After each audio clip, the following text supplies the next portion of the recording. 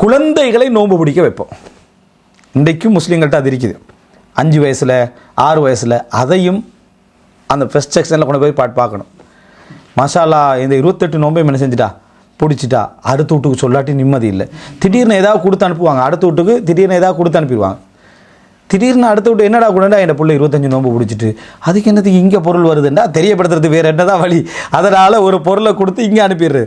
அந்த புள்ள வந்து அடுத்த வீட்டில் சொன்னால் 25 நோன்பு பிடிச்சிட்டேன். சுபஹானல்லாஹ், இஹ்லாஸில் தானே வளர்க்கணும் அதை.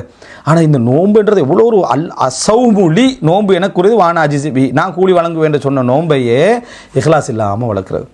பெருமை அடிக்க வைக்க நோன்பு பிடிச்சா சந்தோஷப்படணும். உங்களோட புள்ள எப்படி இன்னும் ஃபஸ்ட்டு கேட்குறது எப்படின்னா, புள்ள நோம்பான்னு கேட்குறது என்னத்துக்கு, அவரை தெரியப்படுத்துறதுக்கு ஸ்டார்டிங் இது. சரியா, புள்ள நோம்பா இல்லை, புள்ள நோம்பு இல்லை. சரி, இப்போ நம்ம சும்மா இப்போமா என்ன இவர் கேட்கலையே அப்படின்ட்டு பார்த்துட்டு என்னது ஃபஸ்ட்டு எங்களோட அப்துல் ரஹ்மான்லாம் முந்தையில பிடிச்சி இவன் நோம்பு பிடிச்சி தான் இருக்கிறா அப்படின்ட்டு அந்த கதையை கொண்டு வந்து அப்படியே ஜாயின் பண்ணிடுறது. அப்போ மற்றவனை நோம்பான்னு கேட்குறதே எதுக்குன்னா நம்மளோட செய்தி வெளியே வராதாண்டு. இப்போ இது நோம்புலேயே அந்த இஹ்லாஸ் இன்மே இருக்குது.